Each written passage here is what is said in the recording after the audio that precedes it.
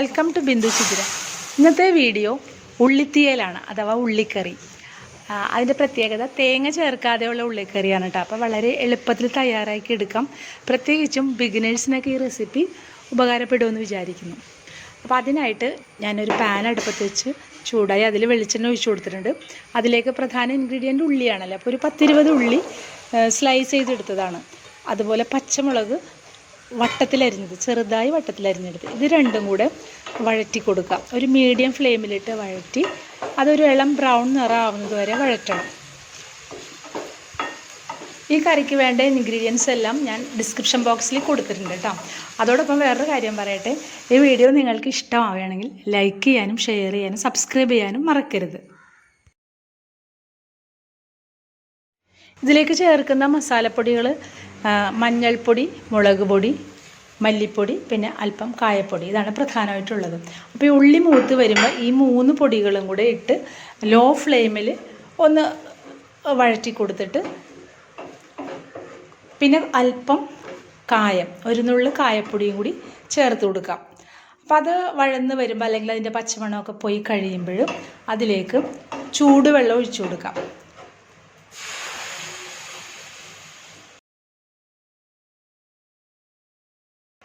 വെള്ളമൊഴിച്ച് ഇളക്കിയതിന് ശേഷം പുളി പിഴിഞ്ഞ് വെച്ചിട്ടുണ്ട്, അതിന് പുളിക്ക് ആവശ്യത്തിനുള്ള പുളിവെള്ളം ചേർത്ത് കൊടുക്കാം. എന്നിട്ട് ഇളക്കി യോജിപ്പിച്ച് പിന്നെ ആവശ്യത്തിന് ഉപ്പും ചേർത്ത് മൂടി വെച്ച് തിളപ്പിക്കുക.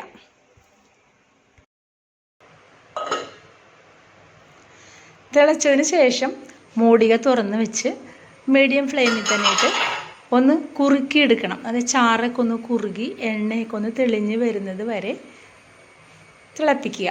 അപ്പോൾ അതിനിടയിൽ ഒന്ന് കുറുകി വരുന്ന ഈ സമയത്ത് നമുക്ക് അല്പം ശർക്കര ചേർത്ത് കൊടുക്കാം. ഒരു നുള്ളി ശർക്കര, അത് ഓപ്ഷനിലാണ്, ഇഷ്ടമില്ലാത്തവർ ചെയ്യണ്ട. അപ്പോൾ ഞാനിവിടെ ശർക്കരപ്പാനി അരിച്ച് വെച്ച ശർക്കരപ്പാനി, അതാണ് ആ വെള്ളം പോലെ ഇരിക്കുന്നത്. അപ്പോൾ ആ ശർക്കരയും കൂടി ചേർത്ത് കൊടുത്ത് ഒന്ന് കുറുക്കിയെടുത്ത് കഴിഞ്ഞാൽ പിന്നെ താളിച്ചിടലാണ്.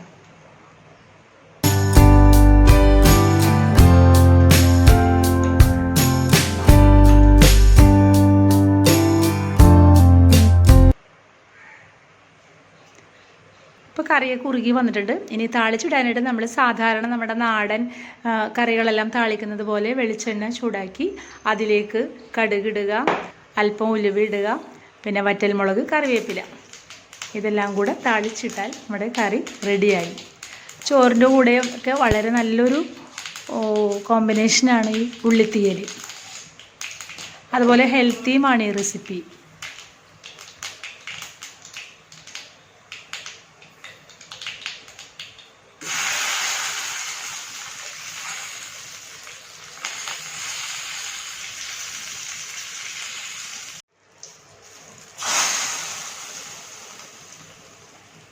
തേങ്ങയൊക്കെ ചേർക്കാൻ ഇഷ്ടമില്ലാത്തവർക്ക് പറ്റിയൊരു റെസിപ്പിയാണ്. ബിഗിനേഴ്സിനൊക്കെ ട്രൈ ചെയ്യാവുന്ന റെസിപ്പിയാണ്. പലരും ചെയ്യുന്നതായിരിക്കും, അറിയാത്തവർക്ക് വേണ്ടിയിട്ടാണ് ഈ പറയുന്നത്. അപ്പോൾ വീഡിയോ നിങ്ങൾക്ക് ഇഷ്ടമായാൽ ലൈക്ക് ചെയ്യണം, ഷെയർ ചെയ്യണം, സബ്സ്ക്രൈബ് ചെയ്യണം. താങ്ക്